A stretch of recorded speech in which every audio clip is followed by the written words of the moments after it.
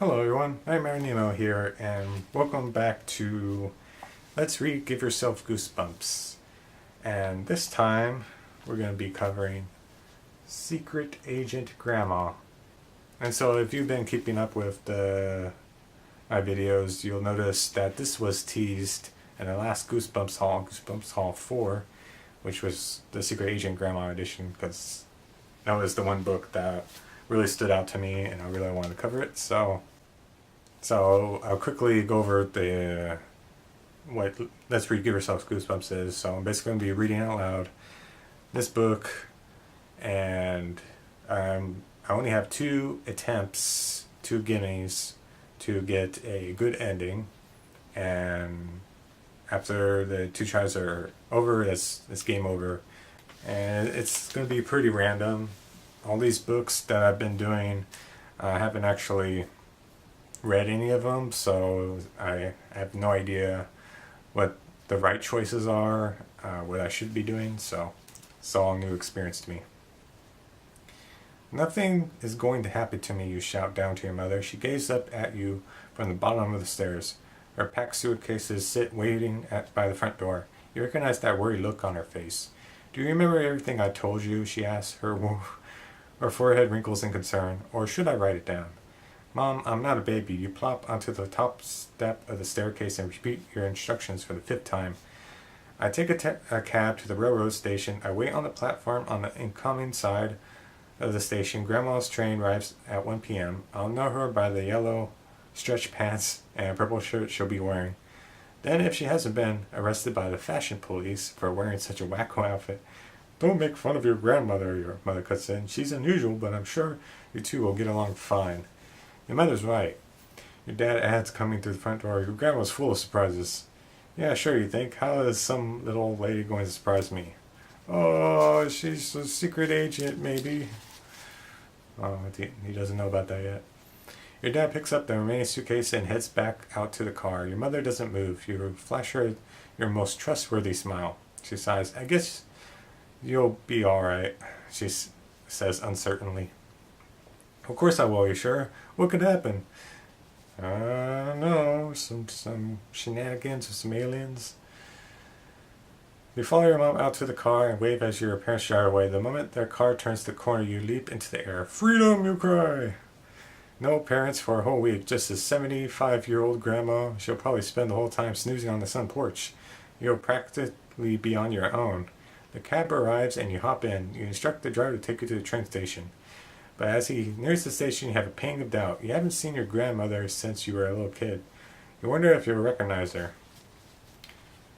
You may not recognize Grandma's face, you tell yourself, but you definitely spot her purple and yellow outfit. Besides, she'll know you from the photos your parents sent her. You pay the driver and hop out. Hey, that's weird, you think. Why was your name announced over the loudspeaker? You rush to the information booth inside the station, wondering what could be wrong. "You just paged me," you tell a young man in the booth. "You've got a call." He hands you a phone. "Hello." There's a lot of static on the line. You can barely hear, but it's definitely your mom's voice. "We're on the plane. Home immediately," because it keeps on cutting out, so you don't hear the whole message. "What? I can't hear you," shout into the phone. "Do you want me to go home? What about Grandma?" Tamed your grandmother." That's all you hear. Then the line goes dead. So, some kind of warning. Don't know what it means, so it makes me feel a bit uneasy. A chill runs through you. What was your mother trying to say? Is your grandmother in trouble? Is there danger at the station? As you hand the phone back to the information clerk, the whole train station begins to rumble. Could this be what your mother was trying to warn you about? Should you get out there and go home, or are you supposed to find your grandmother? So we got 2 options. You just leave the station, or you stay to find Grandma. I mean, the most likely choice is to go find your grandma, but let's see what happens if we just go home, because we're cowards. The station rattles and shakes around you. Your hands clutch the information counter so tightly your fingers cramp. A framed picture on the wall behind the clerk crashes to the floor. "Get me out of here." He doesn't actually say that, just mentally he's saying that. You spin and dash out the station. Your heart pounds and your breath comes in gasps as you race along the sidewalk. Oops, too bad you weren't looking where you were going. Otherwise, you would have seen the garbage truck before you landed in the middle of the gunk, the goo, and the gross slime. Ew. Hold your nose and close the book quickly. You stink, you come to a very smelly end. So, some kind of earthquake happens, I guess? Or it's just the garbage truck causes so much commotion when it's moving through the street that it causes kind of an earthquake going on, but you just stumble into the garbage truck and the garbage in it, and just okay, that's kind of lame. I was expecting a little bit more. So it's important, don't leave the train station because you'll fall into garbage. So let's go find Grandma. You can't go home without your grandma, even if you feel as if you're in the middle of an earthquake. You clutch the information counter to keep from falling over. You smile at the clerk, hoping to mask your fear. Train coming, the clerk informs you, shouting over the noise. Every time one comes in, this old station rattles like a baby's toy. Oh, okay, so that's probably what happened. The train was coming through, and that's what caused everything to shake, not the garbage truck. I knew that, you fib. You hope the clerk doesn't notice how white your knuckles are. The rattling stops with a loud screech of brakes. You make your way out onto the platform just as the doors to the train open. Miles of people push their way out the doors. You scan the crowd, searching for an old lady in yellow pants and a purple shirt. No luck. Hey, what are you doing here? A voice calls. I don't know. Who the hell are you? You're surprised to see your friends Chuck and Ginny rushing toward you. Hey guys, you greet them. I'm here to meet my grandmother. How about you? We're going to the hockey game, remember? Chuck tells you. I invited you. You remember, you couldn't go because of Grandma's arrival. Our moms are letting us take the train on our own, Ginny asks. Of course, we have to promise to stay out of trouble, Ginny giggled. As if. Ha ha. We're on the loose.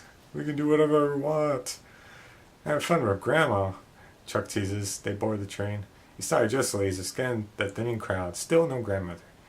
Is this what your mother had been trying to tell you, that your grandmother was coming after all?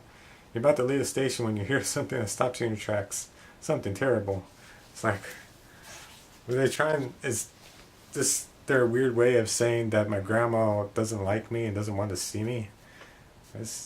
Or maybe they didn't know that, and then they said that grandma was coming, but she's like, nah, I hate that dumb kid. So, I don't know. So find out what makes my blood run cold. Cookie over here. You shudder at hearing your old nickname. You hate that name. Luckily, Jenny and Chuck aren't around to hear it. Cookie, you turn toward the voice. At the end of the station, you see a woman with white hair. She's waving wildly. No way to mistake her for anyone else, not in those clothes. You wave back, approaching her cautiously. Anyone who would call you Cookie is likely to pinch your cheeks too.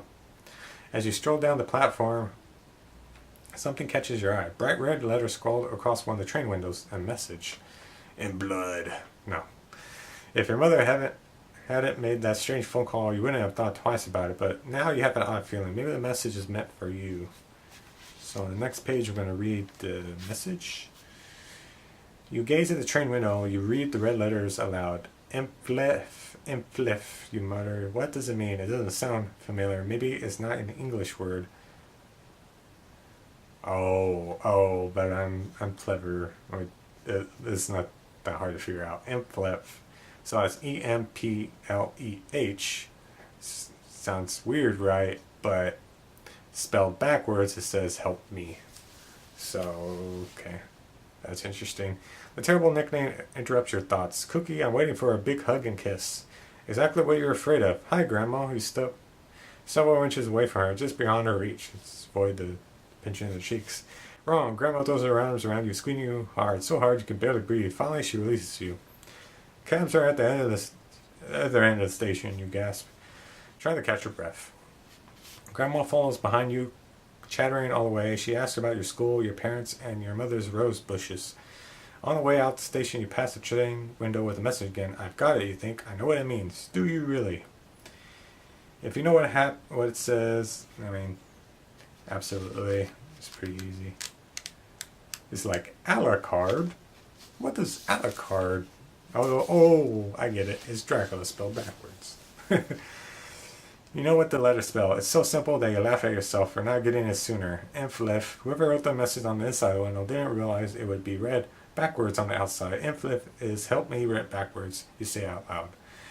What did you say, dear? Grandma asked. Do you need help with something? You're about to tell her about the message and something you see inside this train stops you. You stare past the letters on the window into the compartment, your eyes widen.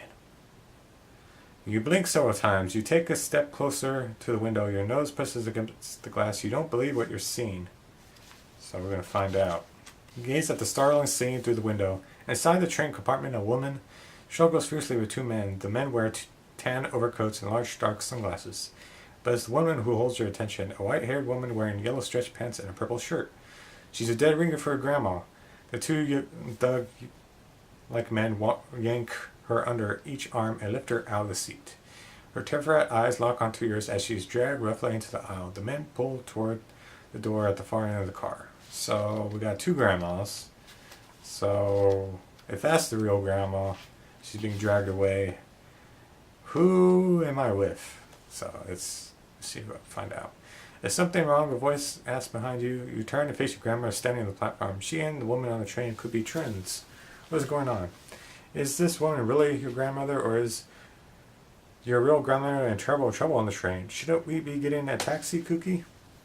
You stare at her. Could you have made a mistake? All aboard, the conductor shouts. The train lets out an exhausted wheeze, then slowly pulls forward. You could jump on the train now and find out if the woman in danger is real grandma, or you could assume the woman standing in front of you is the right woman. After all, she recognized you. You didn't get a good look at the woman on the train. It's now or never. What are you going to do? Let's just assume that the grandma with is the right one. It's so nice to see you, Kooky. Your grandmother gazes down at her. Her eyes sparkle. Two dimples crinkle her cheeks as she smiles. You grin up at her. You must have imagined something, seeing that other woman. How could you have two grandmas? It's a dumb idea. Let me help you with those. You reach for one of Grandma's two large suitcases. Grandma shakes her head. No, I'm perfectly balanced. If you take one, I'll probably topple over. She goes, now that would be a sight. You lead her out of the railroad station and to a taxi. Grandma shoves her suitcases into the trunk and then climbs into the cab beside you. Give the driver your address, she instructs, and then tell me all about yourself. You do as she says, but as you launch into a long story about your brilliant performance at school yesterday, she interrupts you. Tell me about the rose garden, Grandma demands. Try not to be annoyed and get to the next page. I don't know what that's about. Maybe like an embarrassing story that you doesn't want to share. You sigh. The roses are great, you answer politely. Mom says they're unusually large this year. Grandma leans back in the car seat. That is excellent. Why do you want to know about our garden? Oh, it's just they don't know about his mom's garden. She pats your hand. I lived in the house before your mother and father did, and I planted the eggs in the garden. Eggs, you repeat. How could you plant eggs? Grandma looks startled. I meant seeds. I planted those seeds for the rose bushes. Eggs? I meant seeds, so please pay no attention to what I said. It's just mixing up my words there. 15 years ago, Grandma tells you, they're the only roses planted by the light of the shooting stars, she chuckles. Meteors, really. So many meteors fell. Night turned into day. What the hell is she talking about? Taxi pulls into your driveway. I must see the roses right away. Grandma leaps out of the cab and disappears around the back of the house. You stare after her. Was she always this weird? The driver pops up in the trunk to get Grandma's bags. He reaches in and tugs and yanks and grunts and pulls. Should probably help him out. What's the problem? He asks the struggling cab driver. Skip breakfast this morning? The cab driver glares at you. Sweat trickles down his forehead. You try to lift those bags, he grunts. You reach in and grab the handle of the top suitcase. Whoa, that bag is heavy. You grit your teeth and yank hard. Every muscle strains as you lift the bag out of the trunk. I don't get it, you murmur. Grandma carried both of these bags without any trouble. Then Grandma must be a weightlifter, the cab driver snaps. Together you half drag, half carry the luggage to the front door. You drop yours with a loud thud. That must weigh 200 pounds, you gasp. The cab driver glances around. Let's open them, he whispers. I want to know what Grandma has that weighs so much. You know, it would be snooping, but you're dying of curiosity. What are you going to do? The gall of the cab driver is just like, hey, just Let's check out what's in your grandma's suitcases that are so heavy. I'm like, okay, what? Yeah, I mean, she's acting kind of a little peculiar, so let's do a little snooping. You have to find out what makes the suitcases weigh so much. Then you have to find out how Grandma carried them so easily. Okay, you're the cab driver, but hurry. You glance around. No Grandma? Great. You figure she's still checking out her precious rose bushes. The cab driver fiddles with the lock on the luggage. He murmurs. I've never seen a lock like this before. You bend down beside him. You examine the small lock on the suitcase. It glows blue and feels warm in your hand. It's not a combination lock. It doesn't seem to have a slot for the key. It is weird, you agree. Now I really want to get these bags open, the cab driver laughs. I can't resist the challenge. You peer closely at the lock. You notice a small rose etched into the metal. I wonder if you press hard on the rose, the lock snaps open. Let's see what's inside. What's in there? The moment the lock pops open, the suitcase begins to vibrate. You stumble backwards, banging into the startled cab driver. He trips and the two of you tumble off the front step. You land hard on the lawn. The suitcase spins around and around as it bounces wildly. The sides slowly open. Purple mist escapes from the bag with a hissing sound. Whoa, what's going on? The cab driver stammers, but you can't answer him. You are too stunned by what you're seeing. With a whoosh, a giant rose bush bursts from Grandma's suitcase. What? What's going on here? You scramble to your feet. The terrified cab driver is still sprawled on the ground directly below the huge rose bush. Grandma races around the corner of the house. Oh, she calls. I see you found my prize plant. You stare up at the dozens of giant flowers towering over you. Each bud is twice the size of your head. But what? How? Grandma smiles. A strange, evil smile. How did it get so big? She finishes for you. My rose has a very special diet, and I think it's time for lunch. Okay. Oh no. We've done a bad thing here. Yes, Grandma croons. I think my baby is hungry. You gaze up at the huge rose bush. Could it be? Is it moving? Your heart pounds triple time. One of the enormous roses bends down toward the cab driver. In a flash, it gobbles them up. You shut your eyes, but you can still hear the cab driver's muffled screams. Then silence. Trembling, you open your eyes. Oh no. A gigantic flower is inches from your head. Good baby. Grandma coos. You ate every bite of dinner, so now you get to have a nice treat for dessert. Eek. You have a terrible feeling you know what dessert is going to be. Well, what did you expect with a nickname like Cookie? Oh, they brought it all around. Okay. So that's obviously the end. So we're dead. We got eaten by a giant rose bush. So that's not exactly what I was expecting out of the Secret Agent Grandma, but that's really a testament to the Give Yourself Goosebumps books, because there's multiple paths to choose, and so the one you pick won't necessarily have to do with what's on the cover of the Secret Agent Grandma. But obviously, our grandma, or the one in that story, was not a real grandma, probably like an alien right there. And somehow, I'm guessing she said she put the eggs there by the rose bush, or rather seeds or whatever have you, but she's been growing these alien plants that are going to grow huge and just like eat people. So it's going to be like the alternate ending to Little Shop of Horrors, where the plants just take over the world. So probably like that. Probably like that. So that's pretty cool. It's really interesting. It's pretty cool. I imagine what would have happened if we went after the other grandma. I probably would have gone into more of the secret agent stuff, spy stuff. So it's interesting to see what else this book had in store with it. So, and I'm also kind of curious what would have happened if we had chosen to not open the lock or to not try to mess with the suitcases and see what else this crazy alien that's posing as a grandma would do to us. So that's it for Secret Agent Grandma. If you guys enjoyed this and want to see me cover more of this and like find out what else happens, then just let me know down in the comments. If there's another Give Yourself Goosebumps book that you want me to check out that I haven't yet, or if there is a previous book that I have already covered that you want me to explore further story options with, then just let me know down in the comments. Let me know what you guys thought of Secret Agent Grandma, and until then, I'll see you guys next time.